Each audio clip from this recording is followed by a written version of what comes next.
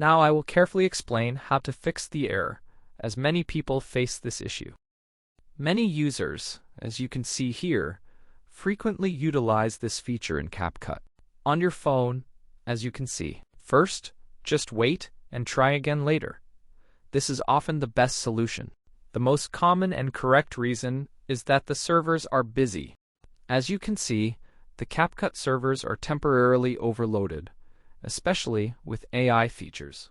Auto subtitles and effect generation can easily overwhelm the system, causing delays. CapCut is busy, so please wait a little longer. If that didn't work, carefully try restarting the application now. Now, carefully close the CapCut app completely, then open it again. And now, please try once again. Okay? After this, you can carefully try switching your internet from Wi-Fi to mobile data. Now switch to mobile data, and that should resolve the issue.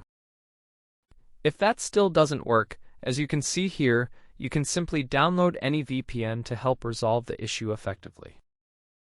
I believe that using a VPN is often very helpful, so just go ahead and enable it. Use a VPN, change your region, and your issue will vanish. Thank you all for watching. Wishing you good luck.